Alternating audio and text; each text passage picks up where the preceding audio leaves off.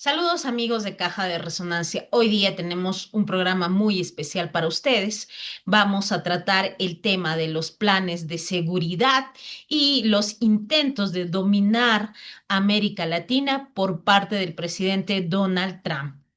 Esperamos que este programa sea de interés y que pueda encontrar reflexiones interesantes. A continuación tenemos el editorial, que está a cargo de la comunicadora Carla Barreda. Adelante, Carla.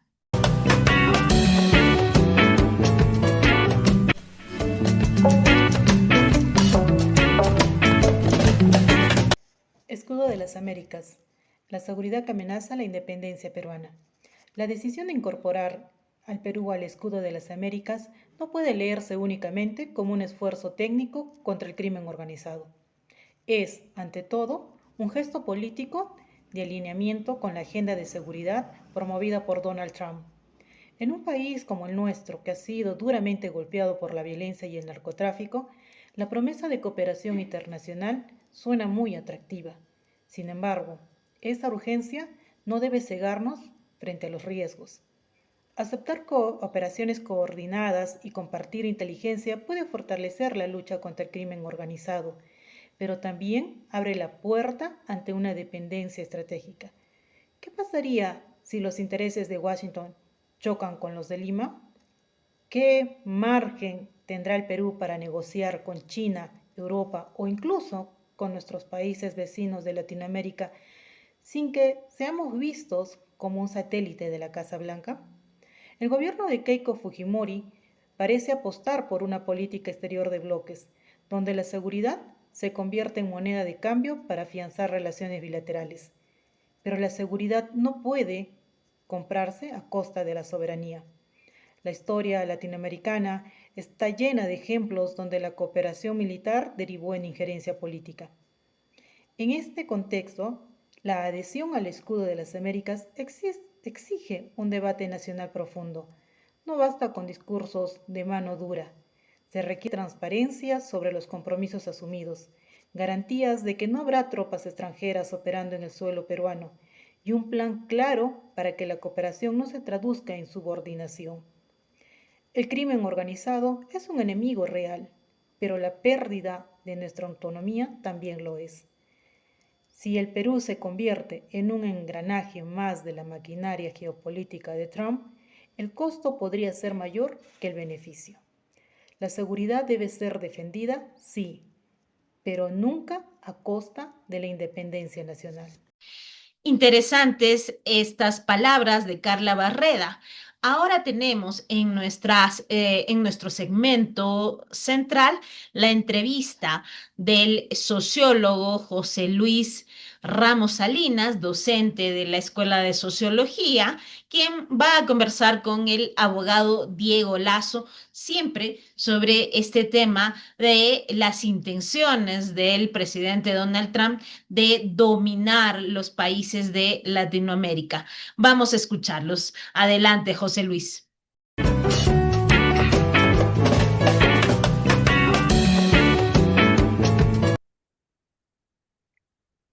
Muy bien, muy buenos días, muy buenas tardes, muy buenas noches, dependiendo del lugar donde se encuentren. Es el momento de la entrevista y para ello tenemos con nosotros a Diego Lazo, con quien vamos a conversar acerca del anuncio de la presidenta del Perú, la señora Keiko Fujimori, de integrar a nuestro país al denominado Escudo de las Américas.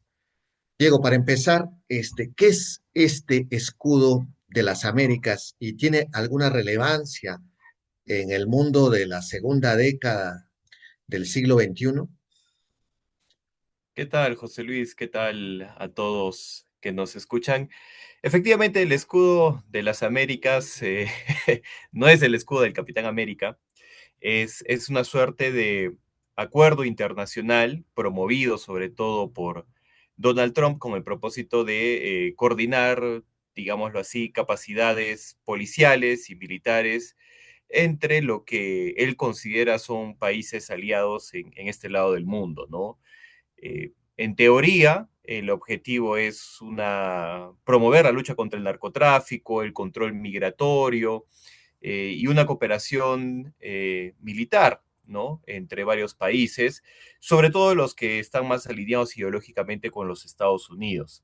Ahora, este acuerdo de colaboración, a pesar de que hay algunas fuerzas políticas que lo están promoviendo como si casi estuviésemos entrando a la OTAN, como si fuese una suerte de pacto militar de defensa colectiva, que en caso de que suframos una agresión, Estados Unidos va a entrar a defendernos, no es así.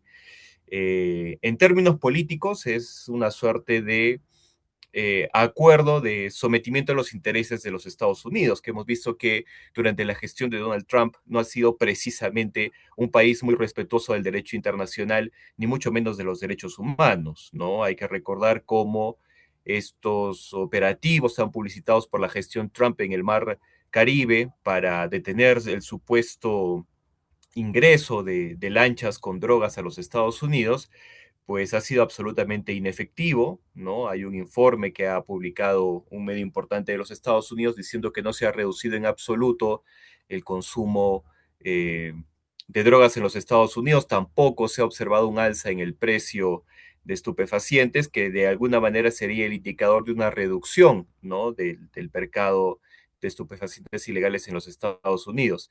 En buena cuenta es casi una suerte de digamos, reconocimiento por parte de los Estados Unidos, yo diría incluso de una suerte de sometimiento a la ideología y a las políticas de Donald Trump en el hemisferio. Porque si el objetivo fuera luchar contra el narcotráfico y contra las redes criminales, no tendría mucho sentido la ideología del gobierno que esté en el país que se añada a este escudo de las Américas, porque se entiende que sea de centro, centro izquierda o incluso de izquierda, igual estaría interesado en coordinar acciones contra el crimen organizado, ¿no? Entonces, más bien que pareciera que fueran acciones para impedir el avance de la influencia de China en esta parte del continente. Podría entenderse así. Claro, en buena cuenta hay que recordar que nosotros ya tenemos una serie de acuerdos con los Estados Unidos con respecto a este tema, ¿no? Con el tema del tráfico ilícito de drogas y se toman acciones, es más producto de estos acuerdos también, hasta incluso se realizan donaciones de helicópteros, entre otras cosas, ¿no? Entonces, no parece ser ese el interés principal de los Estados Unidos, sino más bien, como tú bien mencionas, tratar de afianzar lo que Estados Unidos históricamente ha considerado como su patio trasero y que por supuesto que en los últimos años ha cambiado bastante porque en el orden de las balanzas comerciales es precisamente como tú mencionas la República Popular China el principal socio comercial y de alguna manera eso también se ve reflejado en los intereses propios de los países de América Latina, que por supuesto al tener como principal socio comercial ya no a los Estados Unidos sino a China, también toman acciones con respecto a eso. Estados Unidos no puede igualar la oferta china y una manera de evitar la influencia de la República Popular en este lado del mundo es precisamente mediante ese tipo de acuerdos que son bastante criticados porque la verdad no muestran un cambio. Hay que ver la lista de los países que se han unido a este llamado de los escudos de las Américas, ¿no? Está Bolivia, Costa Rica, El Salvador, Paraguay, República Dominicana, Trinidad y Tobago, que la verdad no parecen ser países, digamos, tan grandes en la región, muchos son de países del Caribe, pero no ha tenido ningún impacto en la reducción de la criminalidad organizada, ¿no? Es más, hemos visto cómo en muchos países de América Latina eso se viene incrementando. Entonces, no creo que haya una motivación más allá de lo político para poder formar parte de este llamado escudo de las Américas. Ahora, en el gobierno de Dina Boluarte, que todos sabemos era controlada por el Fujimorismo, por la señora Keiko Fujimori en particular, se dio gran pompa a la inauguración del puerto de Chancay. Y de hecho, cuando Donald Trump estaba por asumir el cargo, ya declaró su preocupación por ese tipo de inversiones chinas en el territorio peruano y sudamericano en general.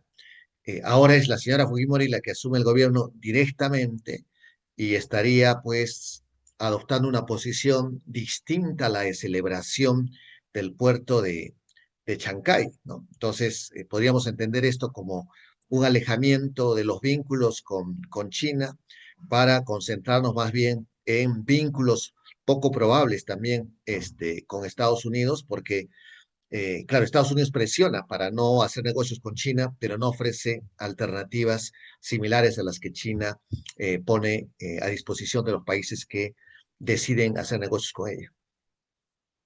Definitivamente, ¿no? Y eso también se manifiesta en la designación de un personaje como Carlos Spa, que no es diplomático de carrera al frente del Ministerio de Relaciones Exteriores, pero que ha sido un agente pagado de la Embajada norteamericana durante muchos años. Ha sido su jefe de comunicaciones y de tal manera que eso expresa bastante bien el alineamiento del gobierno de la señora Fujimori. Pero como tú bien mencionas, los intereses chinos en el Perú son muy grandes. Hay que recordar que el escándalo y que incluso suscitó hasta en portadas de importantes diarios de Estados Unidos, la inauguración del puerto de Chancay, generó las alertas y en su momento se hizo el ofrecimiento que en el sur del país Estados Unidos con las mismas condiciones pudiera iniciar la construcción de otro puerto de semejante envergadura, como podía ser Corío, una de las alternativas. Sin embargo, Estados Unidos desestimó y no le pareció atractiva la oferta. No solamente a nivel de puertos, que tienen además de Chancay, Marcona, ¿no? Que es propiedad de una empresa pública china. Casi todas las inversiones, hay que decirlo, importantes en el Perú, tanto en minería como en puertos, son de empresas públicas chinas, para quienes siguen defendiendo aquello de que el Estado es un mal empresario o es un mal emprendedor. Ahí tiene la respuesta, ¿no? Toda la electricidad, por ejemplo, de la ciudad de Lima, en la generación y en la distribución de las dos empresas en el norte y en el sur de Lima, están en manos de empresas públicas chinas, ¿no? Los chinos son los que manejan la electricidad en la ciudad de Lima, como mencionaba, está el puerto de Marcona, está Shouhan, el mercado automovilístico también está cada vez entrando con más fuerza muchos vehículos eléctricos menores y también hasta incluso buses que son producidos por empresas públicas chinas. Entonces, ha cambiado en muy poco tiempo y a mucha velocidad el panorama económico de la inversión de la República Popular en el Perú. Son solo algunos de los ejemplos, ¿no? Además hay otros, muchos que podríamos citar, por no mencionar también incluso hasta inversiones en telefonía de otra república socialista como es Vietnam, y Vitel, ¿no? Que es una empresa de telefonía que pertenece al Ministerio de Defensa de la República Socialista de Vietnam. En fin, esa es la realidad, no solamente del Perú, sino la realidad de todo el hemisferio y buena parte del mundo, que por supuesto establece vínculos comerciales con China, que a diferencia de los Estados Unidos, pues tiene más bien una relación distinta con sus socios comerciales, ¿no? Estados Unidos tiene esta política de tener la zanahoria y la vara, ¿no? Entonces, si no te comes la zanahoria, con la vara te voy golpeando para que te vayas alineando. China tiene una política distinta, precisamente a raíz de la inauguración del puerto de Chancay se publicó un artículo redactado por el presidente de la República Popular China, donde explicaba que China, al ser una cultura milenaria, y el Perú también al tener, por supuesto, sus raíces en una cultura que se remonta a más de un milenio, podían llegar a entenderse, ¿no? Que es una de las constantes en las respuestas de algunos embajadores chinos a las políticas de Estados Unidos, diciendo Estados Unidos es un país que tiene poco más de 250 años y no entiende cómo relacionarse, a diferencia de nosotros como China y el Perú, que pues sí efectivamente tienen un pasado muy rico en historia y por lo tanto son naciones muy antiguas. Y eso definitivamente te da una visión distinta de cómo relacionarte con otros estados en el mundo. Ahora, esta decisión de la señora Fujimori es distinta a la que han tomado los gobernantes de otros países, porque en otros países la extrema derecha, ¿no? Que es la que parece estar a gusto en el escudo de las Américas, ganó las elecciones por amplio margen, ¿no? Es el caso de Bukele, el caso de Milei no fue tan amplio el margen, pero igual fue significativo.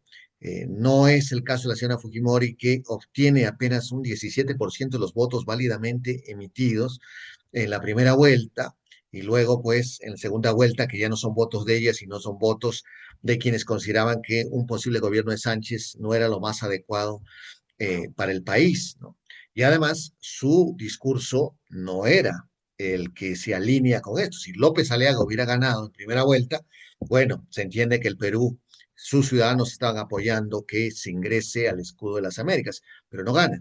La señora Fujimori, con un discurso completamente populista de derecha y sin llamarse a sí misma libertaria ni querer reducir el Estado a la mínima expresión, etcétera. Incluso su discurso de inaugural este 28 de julio ha sorprendido a muchos por la defensa de los programas sociales que en el discurso libertario solo ayudan a los ociosos, ¿no?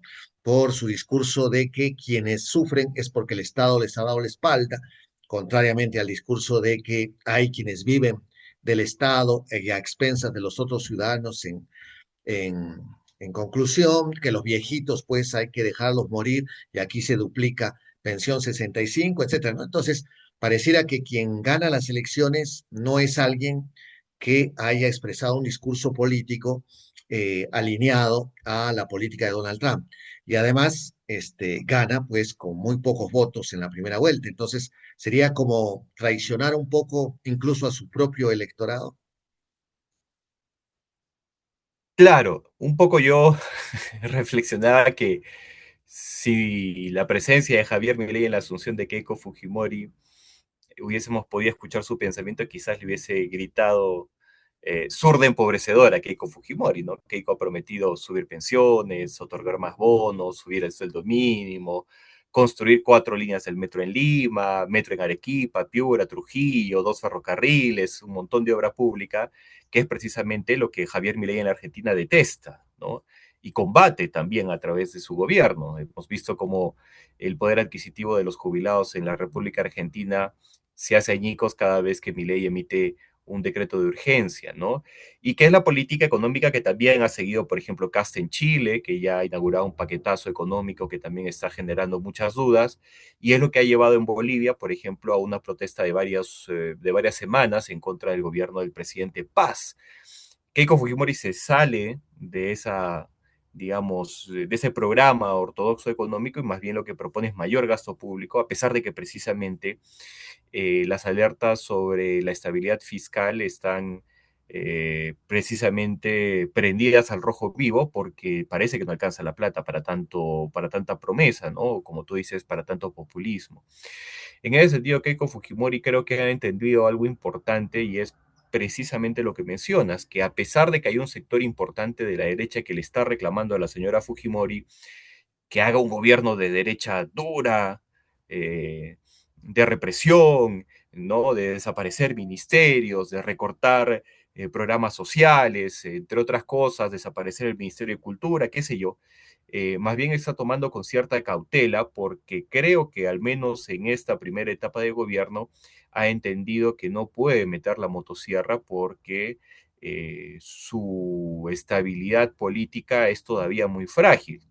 No se han hecho encuestas sobre, seguramente deben estarse ya realizando, espero que sí, sobre qué tan bien o mal se ha tomado el mensaje de la señora Fujimori, pero es bastante probable que todavía sean muy cautos. La encuesta de Perú 21 que salió en portada escondió una cifra importante que uno recién cuando revisaba el periódico podía ver, es que la mayoría de peruanos y peruanas miran con sospecha el gobierno de Fujimori. Con respecto a la victoria de Fujimori, la pregunta era qué sensación le generaba y la mayoría de compatriotas mencionaban que el sentimiento que les generaba este nuevo gobierno era el de preocupación. ¿No? Que es algo que ocultaron, no lo pusieron en portada, por supuesto, Perú 21 es casi un diario oficialista a estas alturas, pero la cifra está ahí. Entonces creo que Fujimori toma mensaje y además han habido algunos trascendidos que en la interna del gobierno, este primer gabinete de Keiko Fujimori, han habido una serie de tensiones, donde finalmente se impuso Galarreta con un gabinete que ya ha sido calificado por algunos columnistas de derecha como un gabinete fujicaviar, pero que le ha ganado la mano a las voces más duras, como la del señor Román Centolla, que había dicho públicamente que Keiko Fujimori tenía que poner un gabinete completamente plagado de fujimoristas, ¿no? De los males el menor y parece que el único fujimorista rabioso que ha logrado colarse en este gabinete es el arequipeño Mauricio Arnillas, ¿no? El famoso ministrol. Pero, repito, de los males el menor. Yo creo que al menos en esta primera etapa, estos primeros meses, va a haber cierta cautela con respecto al gobierno. Ahora, eso genera un riesgo también para el de la señora Fujimori, porque, como hemos visto, hay muchos termocéfalos, podríamos decir, dentro de la derecha, que están exigiendo que la señora Fujimori sea una suerte de clon de Javier Milei, que es lo que finalmente le encanta a este sector, un presidente pro casco, pro lálico, que insulte todos los días a la oposición, eh, que prometa acabar con los opositores políticos, con los adversarios, y bueno, parece que Keiko Fujimori va a asumir un rol, como dicen varios periodistas, de ser una especie de mamá positiva, porque finalmente para la agresividad, los insultos, tiene a gente como Fernando Rospigliosi, ¿no? Ahora, en los otros gobiernos que son parte del escudo de las Américas, casi en todos, Donald Trump intervino para que gane quien él quería que gane. En algunos casos ha viajado su secretario de Estado, en otros casos su vicepresidente, ¿no? Como ocurrió en Hungría, por ejemplo. Finalmente no obtuvo el triunfo el candidato que él respaldaba, pero igual se comprometió explícitamente en apoyar una campaña electoral determinada. En este caso, más bien no se ha visto ello, ¿no? La primera vuelta, Donald Trump ni siquiera nos regaló, no podemos decir un tweet porque él no usa un tweet, no sé, un post en su Truth social o cómo se llama, es la red social de la cual él es propietario.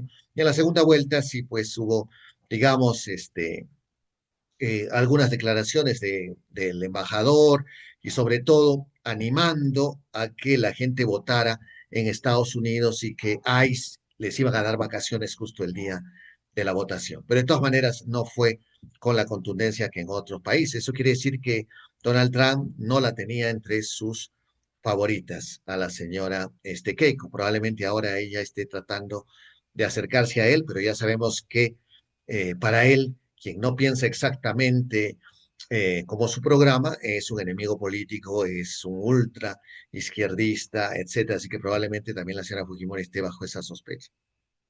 Claro, es que el candidato de ese sector era el señor Rafael López Aliaga, es decir, el candidato coprolálico, el candidato grosero, el candidato matón, era el señor López Aliaga, es el que cumplía el perfil, ¿no? Además de ser él mismo eh, una persona rica que logra rodearse de adulones como Pancho de Piérola, y hemos leído su, su hagiografía pagada con el dinero de todos.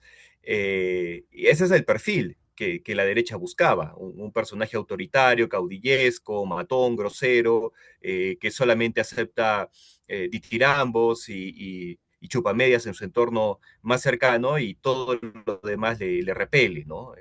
Él era el candidato en las redes sociales de Rafael López Aliaga, en sus transmisiones en vivo. Él tenía el apoyo público, por ejemplo, de los, podríamos llamar entre comillas, intelectuales orgánicos libertarios de Javier Milei, como el señor Agustín Laje, ¿no? Que le hizo, no podríamos llamar una entrevista, pero tuvo una conversación más que amigable con Rafael López Aliaga, y lo mismo todos los sectores de estas derechas nuevas que han ido rompiendo en el panorama.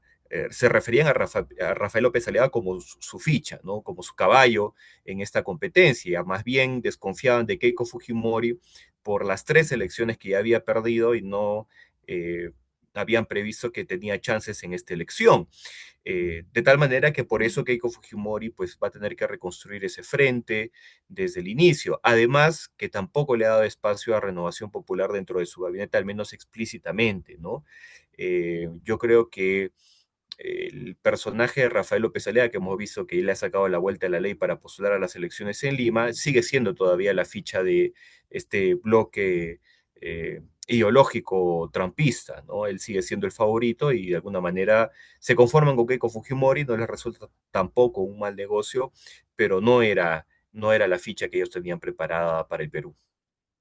Ahora, también Donald Trump promueve la compra de armamento, ¿no? Obligaba a sus socios de la OTAN a subir estratosféricamente la cantidad de dinero que tienen que destinar a la compra de material militar. Arabia Saudita hizo lo mismo y con el Perú también con la compra de los aviones. Este ingreso al escudo de las Américas nos expone también a destinar parte de nuestro presupuesto a la maquinaria militar, que es lo que mueve finalmente la economía de Estados Unidos.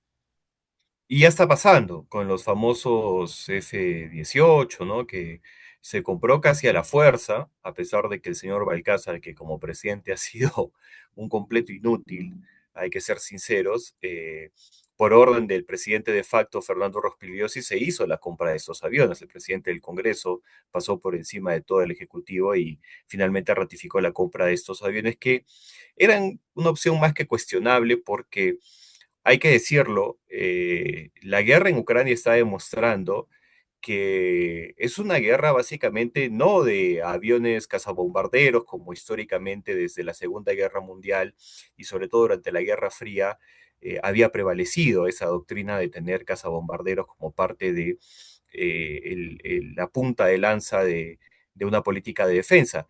La guerra en Ucrania es una guerra básicamente de drones, que son mucho más baratos de producir, no implican perder la vida del piloto. Ucrania ha demostrado que en poco tiempo se puede construir una industria de drones para producirlos en masa y manejarlos rápidamente y ejercer una defensa efectiva del país, lo que en buena medida hace casi obsoleta la compra de casas. Eh, es algo que es bastante criticable en el gobierno del señor Balcázar, pero que finalmente se hizo. Y probablemente vaya a suceder lo mismo, ¿no? Otra de las tareas pendientes en el Ministerio de Defensa es la compra de blindados.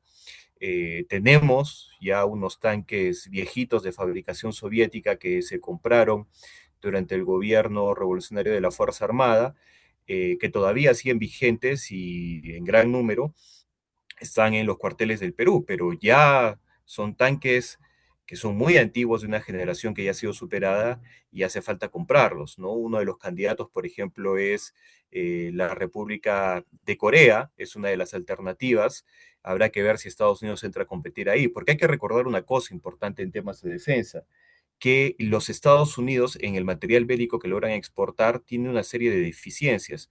Uno, se requiere autorización de los Estados Unidos para utilizarlos en un conflicto armado externo. Es decir, que si el Perú tiene conflicto con algún país que es mucho más cercano a los Estados Unidos, ellos tienen el derecho al veto sobre, por ejemplo, los aviones que acabamos de comprar, no se podrían utilizar si Estados Unidos no te da el visto bueno.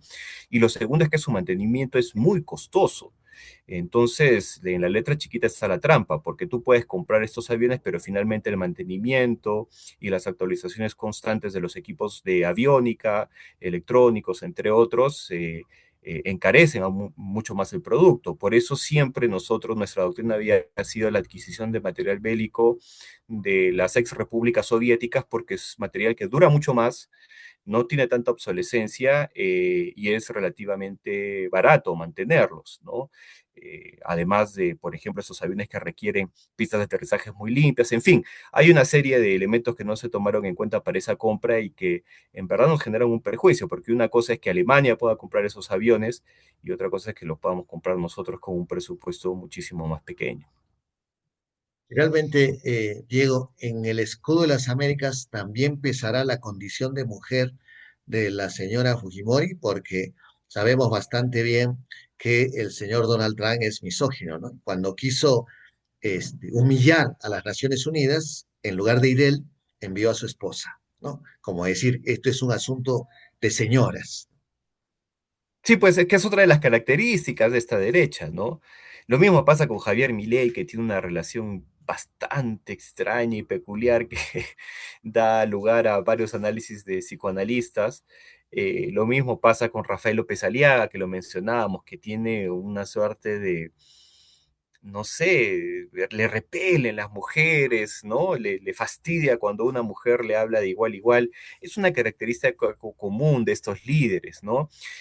Por ejemplo, Giorgia Meloni, la jefa de gobierno de la República Italiana, que es una mujer de derecha y conservadora, también muchas veces ha tenido roces con estos líderes, digamos, machos, ¿no? Que se quieren aparecer como machistas y heteropatriarcales en el mundo de las derechas, ¿no? Porque ella, pues, es una mujer muy contestona, que, para utilizar ese término, ¿no? Que a veces suelen utilizar los machistas y conservadores, responde, no se queda callada y la verdad eso parece que le genera un cortocircuito en el cerebro, ¿no? Entonces, es otro de los factores que también juega en contra de la señora Fujimori. Listo. Muchísimas gracias, Diego, por tus opiniones. Esperemos que quienes nos han escuchado tengan más claro el asunto y hasta una próxima oportunidad. Nuestra siguiente videocolumna presenta a Diego Lazo con punto aparte. Te escuchamos, Diego. Chanchada, así puede definirse la tremenda sacada de vuelta a la ley que acaba de hacer Rafael López Aliaga con este intento de reelegirse ilegalmente.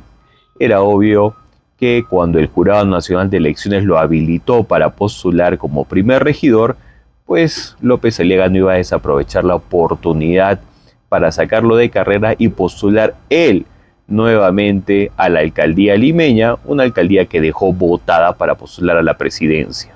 Por un lado, sería positivo que Rafael López Aliaga volviese a ganar la elección en Lima, de modo que se pueda comprobar quién es realmente el que vota mal en el Perú, que siempre ha sido Lima y no las regiones.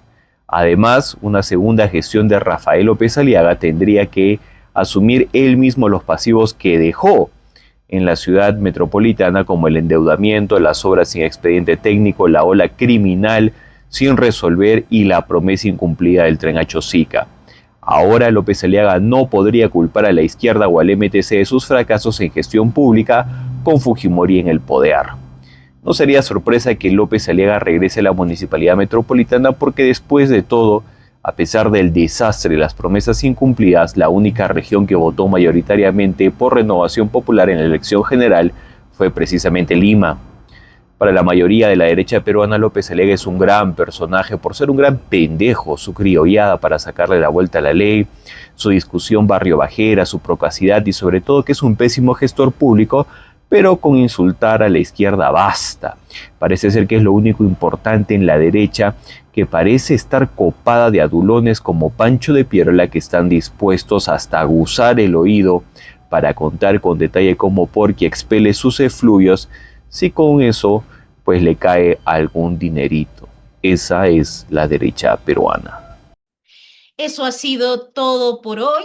Esperamos que las reflexiones sobre la independencia de Latinoamérica y sobre estos planes de dominio que quiere ejercer Donald Trump sobre nuestros países hermanos e incluso sobre el Perú puedan hacernos recapacitar, nos puedan hacer pensar sobre cuál es el contexto de la política actual que estamos viviendo.